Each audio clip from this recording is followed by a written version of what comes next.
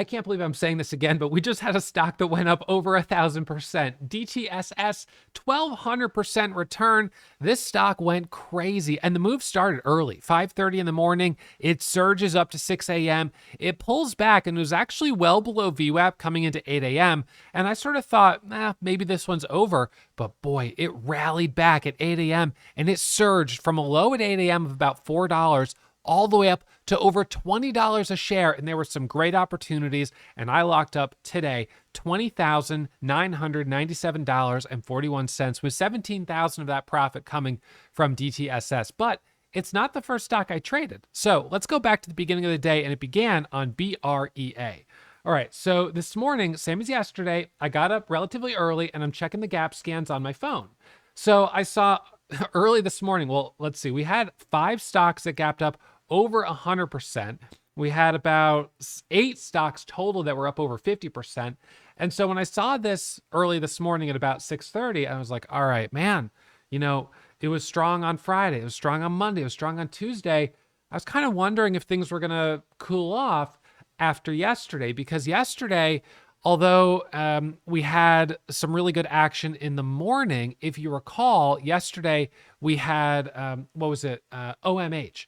OMH gapped up, but ended up selling off all day long. So if you look at the OMH chart from yesterday, you'll see that this stock, it really got crushed yesterday. It ended up having this really nice gap, but it sold off all day long. So I kind of thought today, maybe people are going to be a little cautious about taking trades on, maybe anything, since our big move yesterday ended up failing.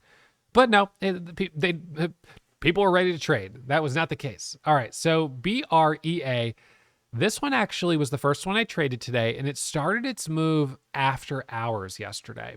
So at about 4 o'clock, has some news, it spikes up, squeezes right here from $1.50 up to $2, dips down, goes up to $3.50, back to $2.75, pops up to about $6, pulls back. And then at 4 in the morning, right at 4 a.m., light volume, it's squeezing up, hits a high of about 7. It pulls back, and then at 6:30, it punches up again to 550. It pulls back, and then coming into 7 a.m., this was the first trade that I took. And, to be honest, I didn't trade this super well. So I actually got in a little early. I got in at about 485, and it dropped down to a low of about, what was the low? Actually hit a low of about 457 when I got in. I bought right in this area. It was about 655. So I'm down about 40 cents a share on it, 30 cents a share. And I kind of thought, am I going to have to cut this? I might, but it ends up holding. First 1 minute candle makes a new high, and then it's 7 a.m. and it squeezes here up to a high of 627. Let's see. Then it goes up to, what was the high on this candle? Was it only 627? Gosh, I thought it was higher than that. 627, 628. Huh. It's funny. I could have sworn it was higher. In any case, it's still a great move. I mean, I was in at 485, so it goes up to 5, 550, 6, 627. So I take my profit in that move. I made $8,000. First trade of the day, $8,000, and it's 7 a.m. All right. Well, that was nice. We got over $1 a share on it. But then I bought the dip down here at about 550. It flushes to 5. I stop out for a loss. I do another dip off of 5. It flushes again. So I ended up going from 8,000 on it to 5,600. So, I gave back $2,400 of profit. And I sort of felt like, all right, this is sort of similar, to yesterday. I'm trying to push hard. I'm trying to be aggressive, but now I'm just giving back profit. So should I walk away right now at 5,000? And I was kind of asking myself that question. I said, well, look, it's obviously early, so let's just see what happens. All right, so it was early. And my next trade then was on COGT. And I promptly lost $841 on it. COGT, I took a trade pretty early. As you can see right here at about 7 a.m., it starts spiking up. It rips higher. And I bought it I got in high on this. I got in on a dip at 9 and I added at 850 and I was looking for the curl back up. But again, it just flushed. So I lost 800 on that with 2,000 shares. So that was a little annoying. So now I'm up 4,800 on the day or something like that. And so my next trade after, let's see, BREA, and then I had the trade on COGT, we had HCTI hit the scans. And you'll see on that one, I'm up 480 bucks. So got myself back up over 5,000 on the day. I was at like 5,200 on the day after this trade. But this was a round trip. It popped up right here. I got in as it popped up, took some small profit off the table, and it flushed all the way back down. It came back up and I considered getting back in and it flushed a second time. So I was like, nope. Okay, now I've got to slow down. And at that point I thought, all right, maybe it's over. You know, we had a good run here these last few days. Maybe it's time to just hands off and sit tight. Well, we got this pullback here and this one died off. And then that's when I was sort of like, all right, well, what's the next one that I'm going to focus on? And I was thinking, all right, we have leading gapper, BREA, and then the next one, second leader, ELWS at that point. ELWS, it's a low price stock. So I was a little iffy about trading it, because these cheaper stocks, I don't tend to make as much money on them, but pre-market, I did take a trade on it. And my profits are honestly pathetic. I'm up $124 on it. I got in at, it was kind of silly. It was like $1.80 and it pops up and I saw a big seller and I sold like right away. And then it ends up ripping. And I was like, gosh darn it. And I just didn't want to chase it. So I know some of you guys did well on this one, but I didn't make anything on it really. $125. So, more or less nothing on that. Sort of similar on IINN, made more or less nothing on that one. Another low price stock that was popping up. So I'm kind of just chipping away, not really making any profit. Had a trade on CCG, and my first trade, I lost like $17 on it. So again, just some like break even stuff. And then DTSS comes up. All right, so let's look at the first trades on DTSS. So DTSS comes up and I broke the ice with my first trade as it popped over $5 a share. All right, so let's go back. This thing's crazy. Okay, so back here, it breaks over 5. And that was at about 840. This is right about here. Let's see.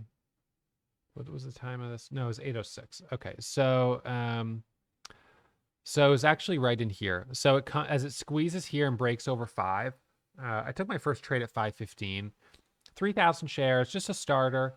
It squeezes up to 535. I add another 3,000 shares. It goes up to 545, 550, and I take my profit. Made about $1,000 on the first trade with 6,000 shares, about 20 cents. It dips down right there. I end up adding back at 539 for the break over 550. And that, it goes up to 565, but it was more or less a break-even trade because you can see it's a topping tail candle. So I wasn't able to get really profit on that. So it pulls back a little bit. Nonetheless, I'm up now $6,000 or so on the day. So it drops back down, pulls back, and then right in this area, we start to come back up. And as we broke through 546, right about here, 550, 539, I'm interested and I start trading it as it squeezes up right here. So I'm adding into the breakout and I bought 7,000 shares for the break of $6. It goes up to a high of 6. Heavy seller at 6. I take my profit. It drops down. I buy the dip and it comes back up and it punches through, hits 624. Taking my profit out, solid trade. Pulls back a little bit more, pops up, pulls back a little bit more, kind of choppy in this area. This line I drew connecting these two candles.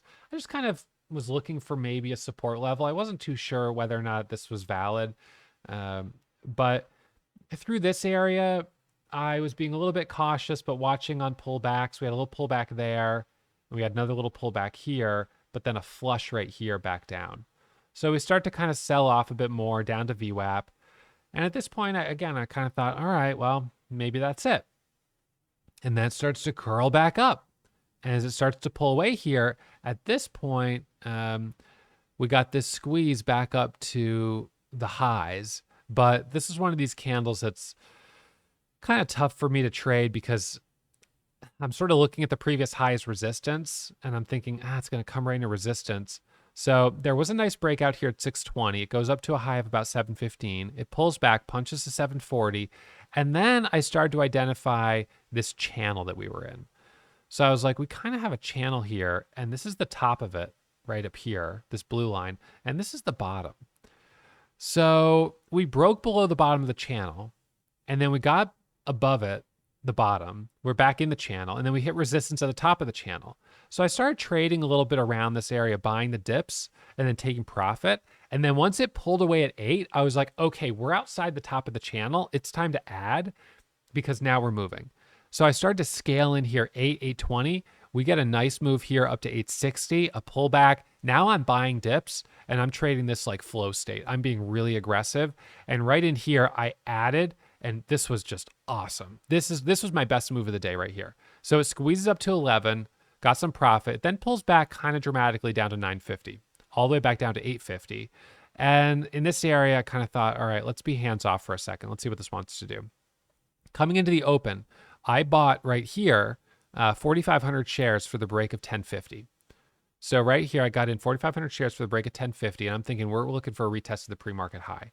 It then flushes down here to 980.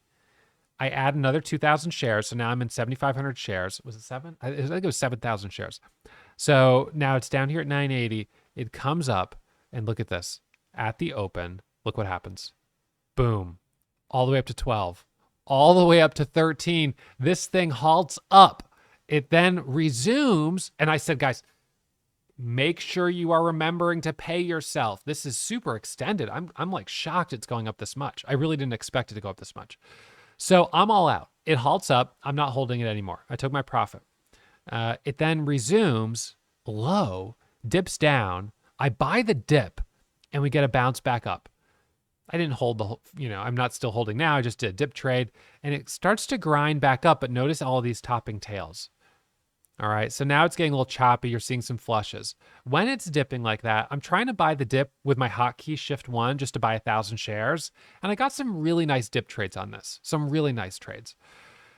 Anyways, right here, this was a really interesting spot because it flushes here, and I bought this dip just like a regular dip trade. And then all of a sudden, it's back at 15, and I was like, whoa. I mean, this flushed to 12. So I'm buying the dip at like 12.50, and then it's back at 15. It's a 2.5 point bounce. It's at the high. And I was like, whoa, is this going to be a bull trap? And it goes all the way back down to 11? Or was this right here a bear trap? And that confirmed when we busted through 15 and went to 16 and then to 17 and higher. I was like, I guess that was a bear trap. Here we go. And it just starts grinding higher and pulling away. So I traded it as it kept going higher. I was reducing my share size at this point. My most profitable trades were in this move here at 9 a.m. And then again in sort of, let's see, it was 9 a.m. and this was a good trade too. And then maybe back in this area. And in this area, I did okay. But I started to reduce my share size. I was like, let's slow down. So it ends up pulling back, selling off. And it tries to come back up here, up to 18 at about 11 a.m., dips back down. Let's see where it's at now. So another sort of little pullback. We're still above volume weight average price, but right now I'm hands off. It's noontime, and I'm kind of like, I don't know. I feel like I did a great job today. Hey, look, $20,000 is a terrific day. Not to mention the fact that yesterday was also a really great day. The day before was a great day. The day before that was a great day. I've got 4 really solid green days in a row. And these 4 days, so here's the thing. When it's hot, You got to lean in and be aggressive. Capitalize on it as much as you can. Squeeze as much as you can out of this momentum because it'll slow down at some point. And look, for the last few months, it's been slow. We had some really great momentum in December, but it wasn't as good as this. It was decent, but it wasn't as good as this. So December was the last time we had, and it was early December. It was like the first week and a half. We had some nice momentum on VVOS and a couple others. And then it kind of got a little colder through the rest of December and into January and the first part of February. But now, boom, we've got some real momentum. And realistically, in 4 days of trading, I have the potential to make more than I made in the entire previous 6 weeks. If I can manage my risk, I can be dedicated, disciplined, and driven. If I can really push hard and lean in. If I cannot be patient, if I can't be disciplined, then these are days where I could actually go deep red. And, the way I would go deep red on a day like this is if I'm increasing my risk as the day goes on. So I'm starting with, 5,000 and then I'm trading with 10,000 and 20,000 and 30,000. And then my final trade is with my biggest position of the day. And I'm in like 40,000 shares of this at 19 and then it dumps to 16 and I lose 80 grand. That could happen. It could easily happen. Or you take a rejection candle like that with big size and you lose a point or 2 points. So, the approach that I'm taking right now is I'm not starting with full 100% aggression on my trades, but I'm starting with so basically, my first trade today, I was like, okay, let's break the ice. Let's see if I can get a cushion. And on my first trades yesterday, it was the same way. The first trades on Monday was the same way. It was like, let's see if I can make $1,000. And if I can make 1,000, 1,500 and I have a cushion, then let's start to size up. Because what I don't want to do on the first trade is go red like 5 grand. If I take 20,000 shares on trade 1 and I lose 25 cents, it's 5,000. It doesn't take much. So I want to sort of start medium aggressive. So for me, that's anywhere from 6,000 shares to 9,000, maybe on the first trade, maybe a little higher if I'm really feeling confident, get some profit. And then going into trade 2 and 3, if I profit from the first, start to lean in and get more aggressive. Now today I got to up 8,000 and then I gave back 2,000. I was up only 5,500. So I had a little bit of a setback today, but was able to be patient, wait for something that was strong, and it came along, and I thought it would. It was DTSS, and boom, got some great trades on that, and then I'm kind of back to my high. But as I started to get to up 14, 15, 16, 18,000, 20,000, I was like, okay, let's start to slow down. On the one hand, I have the cushion to afford risking 10 grand, and if it pays off, I could finish the day up 30, 40, or 50,000. But does the market right now call for that? Is there enough liquidity in the market for me to take that type of size? Is this stock strong enough? Is it not too extended already? And so those are the decisions I have to make. On the days where I was locking up $55, $75, $100,000 in the first hour of trading, I was starting with 15 to 25,000 share positions because I was so confident that even if I did lose 5 grand, I could make it back in a heartbeat. So I was taking a lot of risk from trade number 1. And on those days where it was hot, I was getting in something and $1, $2 a share. Next thing you know, you're up 50 grand. And that my $8,000 cushion is a $50,000 cushion. And then it just builds from there. So in order for me to get days like that, I'm going to need to start with bigger size right out of the gates. The market seems like it's calling for it, but I'm also a little timid because, we've been in a cold market for a while. We've been in a bear market for a while. This might just be a really hot week and then it goes back to being a little cold. So what I don't want to have happen is that I end this 4 or 5 day hot streak by taking a $20,000 loss and getting smoked.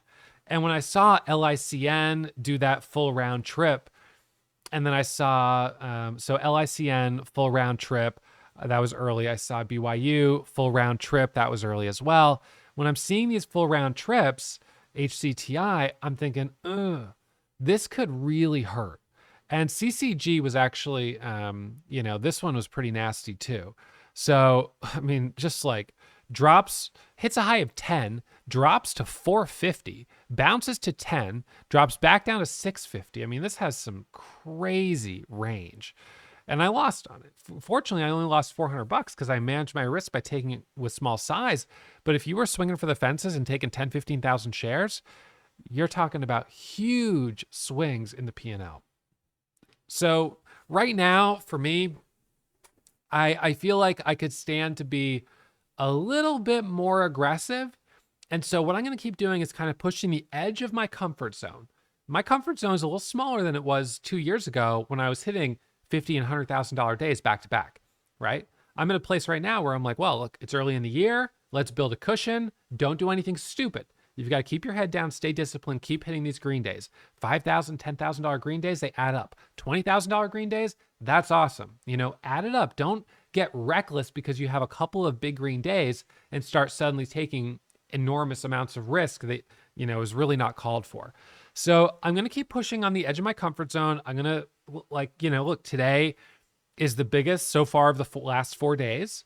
I was trading DTSS with decent size. I don't think I ever took more than maybe 10,000 shares of it, but I was holding a little longer. I was letting some of the moves work a little bit more because I noticed yesterday and the day before I was selling a little too soon. And I did still sell too soon on a couple of moves today. I probably could have made more, but nonetheless, I'm going to take what I learned today. I'm going to apply it to tomorrow. Now, what's unfortunate for me is that tomorrow, well, it's not really that unfortunate. I can't complain. So tomorrow I'm traveling. I'm flying to St. Martin, and I'm going to be trading in St. Martin on Friday and then for all of next week. So I did this last year also. Went down to the Caribbean for a week when it was, wintertime here in New England. So tomorrow morning, I have a choice to make. Probably going to, get up at like 3 a.m. to drive to the airport. And based on the time of my flight, I'll probably be sitting in the lounge at the airport during the 7 a.m. to 10 a.m. window. Might take a couple trades. We'll see. I'm bringing my laptop. Of course, I'm bringing my laptop because, I need it for trading for the rest of the week. Is it a good idea to trade from the airport, Sky Lounge? What is a good idea anyways? Look, there's some real volatility in the market right now. I don't want to miss it. But I also have to manage risk and think carefully. So and I'll also tell you, this wouldn't be the first time I've traded in the Delta Sky Lounge. So I might. It'll kind of depend on my schedule and stuff like that for tomorrow. It depends on when I get to the airport, how crowded it is, whether or not I can find a seat where I can plug in my laptop, what the Wi-Fi is, how fast the connection is. And then if all of that checks out, then it's like, okay, I'll sit down. I'll definitely do my watch list and tell people what I'm looking at and what I like. Whether or not I actually take some trades, that'll depend on sort of how I'm feeling and comfort. But in the moment, when I see something moving, as long as everything checks out with internet speed and everything else, I don't hesitate. If I see something squeezing, boom, I'm in. I'm taking the trade and, I'm long. So I'm hoping that I can have, a couple of trades and then get on the airplane and fly down there. With this type of volatility and the amount of money that I've made today in these last couple of days, you could almost say I should, reschedule the trip, but I'm not going to do that. It is important to take some time to kind of relax. And in any case, I don't not trade when I go away. I always trade. The only variable is that, the internet from wherever I trade, even when I go back to the same place, sometimes going back to the same place, the internet isn't as good as it was, the last time you were there. If you're staying at a hotel, you get a different room and the room's not as close. So it's like, I'm just going to keep my fingers crossed that I get down there, I get set up, the internet is really strong, and I can have a great week.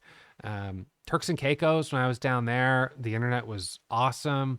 British Virgin Islands, the internet was solid. Antigua, the internet was solid. So, Puerto Rico was great. So pretty much most of the trips down there have been good. Some of my worst internet has actually been in the United States, in fact. So anyways, whatever, we'll see. But that's my game plan for tomorrow. So for Warrior members, of course, you'll be aware that I probably won't be able, I certainly won't be doing my full morning routine, but I'll be back as always on Friday. And if I end up just taking the whole day off tomorrow, that's fine too. It'll just depend on what the scanners look like, as I'm kind of getting set up at about, 6:30, 7 a.m.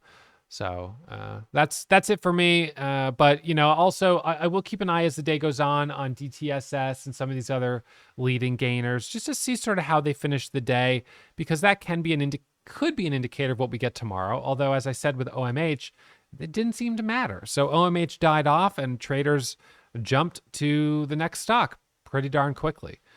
So I think the important thing right now is to really pay attention to what's obvious. Trade what's obvious and be careful of distraction stocks that don't have volume, that no one's watching, because those are going to be the ones where you're going to see some really nasty moves.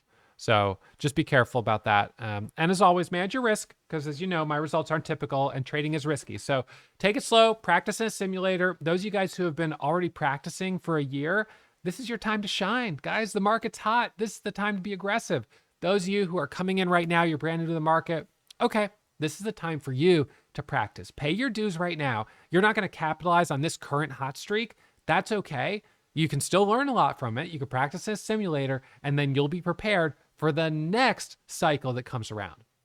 And hey, I mean, if it just stays hot through all of 2024, that's awesome too. I won't complain. But, as always, even 2020, in 2021, there were weeks that were slow and months that I was even red. So, it's just ups and downs. But right now we're on a nice wave, and let's ride it as long as we can. So thanks for tuning in, and I'll put an episode right here that YouTube thinks you're going to love. So make sure you check that out, and I'll see you back here for my recap. It'll be on Friday. All right, I'll see you then.